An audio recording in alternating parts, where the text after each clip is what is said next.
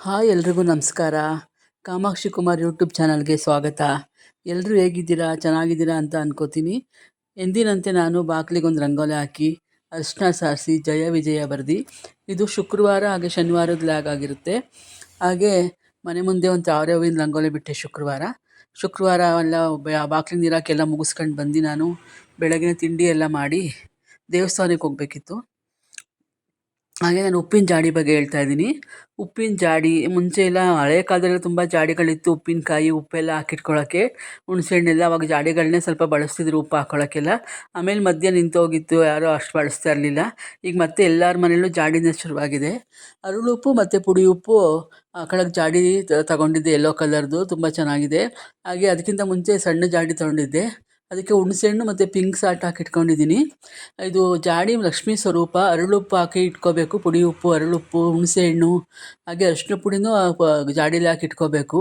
ಹಾಗೆ pink salt, ಇದನ್ನೆಲ್ಲ ನಾನು ಜಾಡಿ, ನಮ್ಮನೇಲಿ 4 ಜಾಡಿ ಇದೆ, ಪುಟ್ಟದೊಂದಿದೆ, 5 ಜಾಡಿ ಇದೆ. ಹಂಗಾಗಿ ನಾನು ಇದನ್ನು ಅವೆಲ್ಲವನ್ನೂ ನಾನು ಜಾಡಿ ಒಳಗೆ ಹಾಕಿ ಇಟ್ಕೊಂಡಿದ್ದೀನಿ.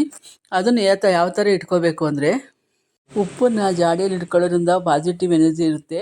ಅದೇ ಪ್ಲ್ಯಾಸ್ಟಿಕ್ ಡಬ್ಬಿಲಿ ಹಾಕಿ ಇಡೋದ್ರಿಂದ ನೆಗೆಟಿವ್ ಎನರ್ಜಿ ಇರುತ್ತೆ. ಹಾಗೆ ಮನೇಲಿ ಸ್ವಲ್ಪ ಜಗಳಗಳು, ಹಣಕಾಸಿನ ತೊಂದರೆ ಇವೆಲ್ಲ ಆಗ್ತಿರುತ್ತೆ. ಹಂಗಾಗಿ ಜಾಡಿಲೇ ಉಪ್ಪನ್ನು ಇಟ್ಕೊಂಡ್ರೆ ತುಂಬ ಒಳ್ಳೆಯದು. ಮನೆಯಲ್ಲಿ ಪಾಸಿಟಿವ್ ಎನರ್ಜಿ ಇರುತ್ತೆ ಮನೆಯಲ್ಲೆಲ್ಲ. ಇದನ್ನು ಯಾವ ಥರ ಇಟ್ಕೋಬೇಕು ಅಂದರೆ, ನಾನು ನೋಡಿ ಇದಕ್ಕೆ ಒಂದು ಪುಟ್ಟದಕ್ಕೆ ಉಪ್ಪಿನಕಾಯಿ ಹಾಕಿ ಇಟ್ಕೊಂಡಿದ್ದೀನಿ. ಮನೇಲಿ ಯಾವತ್ತೂ ಉಪ್ಪಿನಕಾಯಿ ಖಾಲಿ ಆಗಬಾರ್ದು, ಯಾವತ್ತೂ ಮನೇಲಿ ಉಪ್ಪಿನಕಾಯಿ ಇದ್ದೇ ಇರಬೇಕು. ನಾನು ಬೇರೆದೆಲ್ಲ ಫ್ರಿಡ್ಜ್ಗಿಟ್ಟು ಸ್ವಲ್ಪ ಬಳಸೋಕ್ಕೆ ಮಾತ್ರ ಪುಟ್ಟು ಜಾಡಿ ಒಳಗೆ ಹಾಕಿ ಇಟ್ಕೊಂಡಿದ್ದೀನಿ, ಎಲ್ಲ ಥರದ ನಿಂಬೆಹಣ್ಣು ಅಂತೇಳಿ ತರಕಾರಿದು ಉಪ್ಪಿನಕಾಯಿನ. ಹಾಗೆ ಇದನ್ನು ಯಾವ ಥರ ಇಟ್ಕೋಬೇಕು ಅಂದರೆ, ಒಂದು ಉಡ್ ಮೇಲೆ ಇಟ್ಕೋಬೇಕು. ಒಂದು ಉಡ್ಡು, ನಮ್ಮ ಮನೇಲಿ ಹಳೇದೊಂದು ಉಡ್ಡಿತ್ತು, ಮನೆ ಕಟ್ಸ್ಬೇಕಾದ್ರೆ ಇದು ಮಾಡಿ ರೆಡಿ ಮಾಡಿದ್ವಿ. ಆ ಉಡ್ ಮೇಲೆ ನಾನು ಅದನ್ನು 4 ಜಾಡಿನೂ ಇಟ್ಕೊಂಡಿದ್ದೀನಿ. ಬರೀ ನೆಲದಲ್ಲಿ ಇಡಬಾರ್ದು ಜಾಡಿಗಳನ್ನ. ಆ ಉಡ್ನೆಲ್ಲ ನೀಟ್ ಮಾಡ್ಕೊಂಡು ಅಲ್ಲಿ ನಾವೆಲ್ಲಿ ಇಟ್ಕೊತೀವಿ ಅಲ್ಲೆಲ್ಲ ಒರೆಸ್ಬಿಟ್ಟು ನಾವು ಜಾಡಿಗಳನ್ನ ಮರದ ಉಡ್ ಮೇಲೆ ಇಟ್ಕೋಬೇಕು. ಅದು ತುಂಬ ಪಾಸಿಟಿವ್ ಎನರ್ಜಿ ಕೊಡುತ್ತೆ, ಒಳ್ಳೆಯದು. ಇದು ನಿಮ್ಮ ಮನೆಗಳಲ್ಲಿ ಯಾರ ಮನೇಲಿ ಜಾಡಿ ಇಲ್ಲ ಪರೀಕ್ಷೆ ಮಾಡಿ ನೋಡಿದ್ದು, ಜಾಡಿ ತಗೊಂಡು ಅದಕ್ಕೆ ಅರಳುಪ್ಪು ಪುಡಿ ಉಪ್ಪು ಹಾಕಿ ಇಟ್ಕೊಂಡು ನೋಡಿ, ಹುಣಸೆಹಣ್ಣು ಎಲ್ಲ, ಎಷ್ಟು ಮನೇಲಿ ಒಳ್ಳೆಯದಾಗುತ್ತೆ, ಪಾಸಿಟಿವ್ ಎನರ್ಜಿ ಸಿಗುತ್ತೆ, ತುಂಬ ಒಳ್ಳೆಯದು. ಜಾಡೀಲಿ ಇಟ್ಕೊಂಡ್ರೆ ನಮ್ಮ ಮನೇಲಿ ಅಬ್ಸರ್ವ್ ಮಾಡಿದ್ದೀನಿ ನಾನು. ನಮ್ಮ ಮನೇಲಿ ಯಾವತ್ತೂ ಶಾಂತಿ ನೆಮ್ಮದಿಯಿಂದ ಇದ್ದೀವಿ ಒಳ್ಳೆಯದಾಗಿ. ಹಂಗಾಗಿ ಜಾಡಿ ಒಳಗೆ ಎಲ್ಲರೂ ಉಪ್ಪಿಟ್ಕೊಳ್ಳಿ. ಈ ಥರ ಉಡ್ ಮೇಲೆ ಇಟ್ಕೊಳ್ಳಿ, ನೆಲದ ಮೇಲೆಲ್ಲ ಇಡಬೇಡಿ, ಉಡ್ ಮೇಲೆ ಇಳ್ಕೊಳ್ಳಿ, ಒಳ್ಳೆಯದು. ಹಾಗೆ ನಾವು ಪ್ರತಿದಿನ ಸ್ಟವ್ ಎಲ್ಲ ಒರೆಸ್ತೀವಿ, 2 ಸಲ ಒರೆಸ್ತೀವಿ. ಅಡುಗೆ ಎಲ್ಲ ಮಾಡಿ ಗಲೀಜಾಗಿರುತ್ತೆ, 2 ಸಲ 3 ಸಲ ಒರೆಸ್ತಾ ಇರ್ತೀವಿ. ಹಾಗೆ ಶುಕ್ರವಾರ ಮಾತ್ರ ನೀಟಾಗೆಲ್ಲ ಸ್ಟವ್ ಒರೆಸ್ಬಿಟ್ಟು ಅದಕ್ಕೆ ಅರಿಶಿನ ಕುಂಕುಮ ಹೂವು ಎಲ್ಲ ಹಾಕಿ ಪೂಜೆ ಮಾಡಬೇಕು. ಯಾಕೆ ಅಂದರೆ ಪ್ರತಿನಿತ್ಯ ಮನೆಯಲ್ಲಿ ಸ್ಟವ್ ಉರಿತಾನೆ ಇರುತ್ತೆ. ಅಂದರೆ ಯಾವಾಗಲೂ ನಾವೇನಾರು ಊಟ ಮಾಡಬೇಕು, ಎಲ್ಲ ಪ್ರತಿದಿನವೂ ಬೆಳಗ್ಗೆ ಎದ್ದ ತಕ್ಷಣ ಬಿಸಿನೀರು ಇಡೋದ್ರಿಂದ ಹಿಡಿದು ಕಾಫಿ ಕುಡಿಯೋದ್ರಿಂದ ಹೇಳಿ ನಮ್ಮಲ್ಲಿ ಲಕ್ಷ್ಮೀ ಸ್ವರೂಪ ಇದು ಸ್ಟವ್ವು. ಹಂಗಾಗಿ ನಾವು ಸ್ಟವ್ವಿಗೆ ಪೂಜೆ ಮಾಡಲೇಬೇಕು. ಶುಕ್ರವಾರ ತುಂಬ ಒಳ್ಳೆ ದಿನಾನೂ ನೀಟಾಗೆಲ್ಲ ಒರೆಸ್ಕೋತೀವಿ. ಆ ಥರ ಒರೆಸ್ಕೋಬೇಕು. ದಿನ ಮಾಡೋರು ಮಾಡ್ತಾರೆ, ನಾವು ಶುಕ್ರವಾರ ಜೋರಾಗಿ ಸ್ಟವ್ಗೆಲ್ಲ ನೀಟ್ ಮಾಡಿ ಪೂಜೆ ಮಾಡ್ತೀವಿ.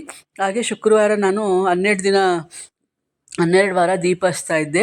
ಈ ವಾರ ಲಾಸ್ಟ್ ಆಯಿತು ನಿಂಬೆಹಣ್ಣು ದೀಪ ಹಚ್ಚೋದು. 12 ವಾರ, ಕಾಲು ಮಂಡಲ ಮಾಡಿದೆ. 1 ಮಂಡಲ 48 ವಾರ, ಅರ್ಧ ಮಂಡಲ 24 ವಾರ. ನಾನು ವರ್ಷನೂ ಆಷಾಢ ಮಾಸದಲ್ಲಿ ಶುರು ಮಾಡ್ತೀನಿ, ಅಲ್ಲಿ ಕಾಲು ಮಂಡಲ ಮಾಡ್ತೀನಿ 12 ವಾರ. ಹೋದ ವರ್ಷ ಜಾಸ್ತಿ ಮಾಡಿದ್ದೆ, 24 ವಾರ ಮಾಡಿದ್ದೆ. ಹಂಗಾಗಿ ಮನೇಲೆಲ್ಲ ಪೂಜೆ ಎಲ್ಲ ಮುಗಿಸಿ ಬೇಗನೆ ಎದ್ದು ಎಲ್ಲ ಕೆಲಸ ಮಾಡಿಕೊಂಡು ನಾನು ಫುಲ್ ಮನೇಲೆಲ್ಲ ಪೂಜೆ ಮುಗಿಸಿ, ಹಾಗೆ ದೇವಸ್ಥಾನಕ್ಕೆ ಹಿಂದಿನ ದಿನವೇ ಮಡ್ಲಕ್ಕಿಲ್ಲ ತಂದು ಇಟ್ಕೊಂಡಿದ್ದೆ.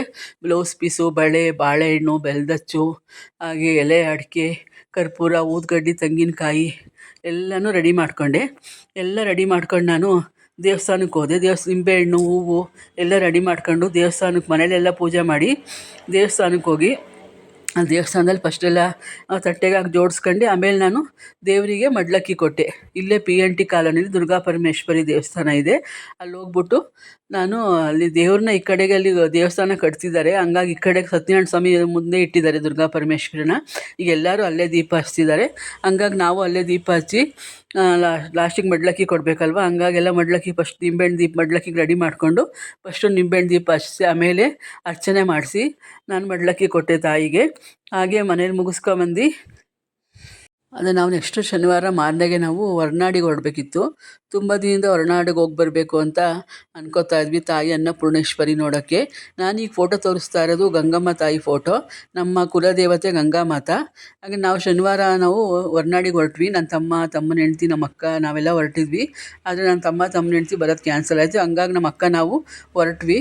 ನಾವು ಶನಿವಾರ ಬೆಳಗ್ಗೆ ಬೇಗನೆ ಎದ್ದು 4:15ಗೆಲ್ಲ ಎದ್ದು ಎಲ್ಲ ಕೆಲಸ ಮಾಡಿಕೊಂಡು ಮನೇಲಿ ಪೂಜೆ ಎಲ್ಲ ಮಾಡಿ ನಾವು ಬಸ್ಸಿಗೆ ಹೋದ್ವಿ. ಹಾಸನ ಬಸ್ ಸ್ಟ್ಯಾಂಡಲ್ಲಿ ಬಸ್ಸಿಗೆ ಹೋದ್ವಿ. 6:30ಗೆ ಹೊರನಾಡು ಬಸ್ ಇರಲಿಲ್ಲ, ಚಿಕ್ಕಮಂಗ್ಳೂರಿಗೆ ಬಸ್ ಇತ್ತು 6:30ಲಿ. ಹಂಗಾಗಿ 6:30ಗೆ ಬಸ್ ಹತ್ತಿ ಚಿಕ್ಕಮಂಗ್ಳೂರಿಗೆ ಹೋದರೆ ಅಲ್ಲಿ 9:15 ಅಂದರು.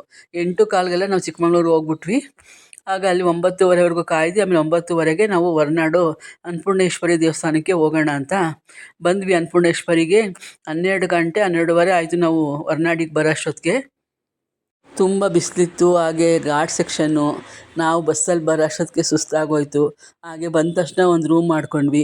ಅಲ್ಲಿ ಪ್ರಕೃತಿ ನೋಡೋಕ್ಕೆ ಅಷ್ಟು ಚೆಂದ, ಸುತ್ತ ಬೆಟ್ಟಗಳು, ಮಧ್ಯೆ ದೇವಸ್ಥಾನ ಇದೆ. ಹಂಗೆ ಒಂದು ರೂಮ್ ಮಾಡ್ಕೊಂಡ್ವಿ.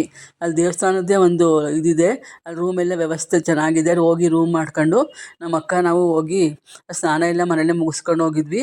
ಹಂಗಾಗಿ ಅಲ್ಲಿ ನಾವು ಕೈಕಾಲು ಮುಖ ತೊಳ್ಕೊಂಡು ನಾವು ದೇವಸ್ಥಾನಕ್ಕೆ ಹೋಗೋಣ ಅಂತ ಸೀರೆ ಎಲ್ಲ ಉಟ್ಕೊಂಡು ನಾವು ಹೋದ್ವಿ ದೇವಸ್ಥಾನಕ್ಕೆ. ಅಲ್ಲಿ ವಾತಾವರಣ ಆಚೆ ಕಡೆ ಬಿಸಿಲಾದ್ರೆ ತುಂಬ, ಒಳಗಡೆ ತಣ್ಣಗಿತ್ತು. ಒಳ್ಳೆ ಫ್ರಿಡ್ಜಲ್ಲಿ ಇದ್ದಂಗಿತ್ತು. ನೀರೆಲ್ಲ ಅಷ್ಟು ತಣ್ಣಗಿತ್ತು. ಹಂಗಾಗಿ ಒಳಗಡೆ ಹೋದ್ವಿ. ಒಳಗಡೆ ಎಲ್ಲ ನಾವು ಹೋಗಿ ದರ್ಶನ ಮಾಡ್ಕೊಂಡ್ವಿ. ತುಂಬ ರಶ್ ಇತ್ತು.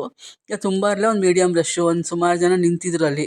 ಅಲ್ಲೇ ಪೂಜೆ ಸಾಮಾನೆಲ್ಲ ಇತ್ತು. ಅಕ್ಕ ಮಡ್ಲಕ್ಕಿ ಎಲ್ಲ ತಗೊಂಡ್ರು. ನಾವು ಕ್ಯೂವಲ್ಲಿ ಹೋಗಿ ನಿಂತ್ಕೊಂಡ್ರೆ ಏನೋ ಒಂದು ಅರ್ಧ ಗಂಟೆ ಒಳಗೆ ಆಯಿತು ದರ್ಶನ. ಆದರೆ ಅಲ್ಲಿ ದೇವ್ರನ್ನ ಫೋಟೋ ತಕ್ಕೊಳ್ಳೋಕ್ಕೆ ಬಿಡಲ್ಲ ಅಲ್ಲಿ. ಹಂಗಾಗಿ ನಾನು ಆಚೆ ಮಾತ್ರ ತೋರಿಸ್ತಾ ಇದ್ದೀನಿ. ಹಂಗೆ ಪ್ರಸಾದದ ಕೌಂಟ್ರ್ ಹತ್ರ ಇದು ಅಮ್ಮನ ಫೋಟೋ ಇದೆ, ಅನ್ನಪೂರ್ಣೇಶ್ವರಿ ಅಮ್ಮಂದು. ಹಂಗಾಗಿ ಅಲ್ಲಿ ತಕ್ಕೊಂಡೆ. ಆಮೇಲೆ ಲಾಸ್ಟಿಗೆ ಅಲ್ಲಿ ಮಹಾಮಂಗಳಾರತಿ ಆಗ್ತಿತ್ತು. ದೀಪಾರಾಧನೆ ಮಾಡೋಕ್ಕೆಲ್ಲದು ದೀಪಗಳನ್ನ ಹಚ್ಚಿಟ್ಟಿದ್ರು ಫುಲ್ಲು. ಹಾಗೆ ಒಂದು ರೌಂಡ್ ತಾಯಿ ದರ್ಶನ ಮಾಡ್ಕೊಂಬಂದಿದ್ವಿ. ಹಾಗೆ ಮತ್ತೆ ಅಲ್ಲಿ ನಿಂತ್ಕೊಂಡ್ವಿ ದೀಪಾರಾಧನೆ ನೋಡೋಕ್ಕೆ. ಅನ್ನಪೂರ್ಣೆ ಸದಾಪೂರ್ಣೆ ಶಂಕರ ಪ್ರಾಣವಲ್ಲಭೆ ಜ್ಞಾನ ವೈರಾಗ್ಯ ಸಿದ್ಧಾರ್ಥಂ ಭಿಕ್ಷಾಂದೇಯಿ ಚ ಪಾರ್ವತಿ ಮಾತಾ ಚ ಪಾರ್ವತಿ ದೇವಿ ಪಿತಾ ದೇವೋ ಮಹೇಶ್ವರಃ ಬಾಂಧವಾ ಶಿವ ಭಕ್ತಾಕ್ಷ ಸ್ವದೇಶಂ ಭುವನಸ್ಮಯಂ. ಓಂ ಶ್ರೀ ಅನ್ನಪೂರ್ಣಾಯೇ ನಮಃ. ವಿಡಿಯೋ ನೋಡಿದ್ದಕ್ಕೆ ಧನ್ಯವಾದಗಳು. Thank you.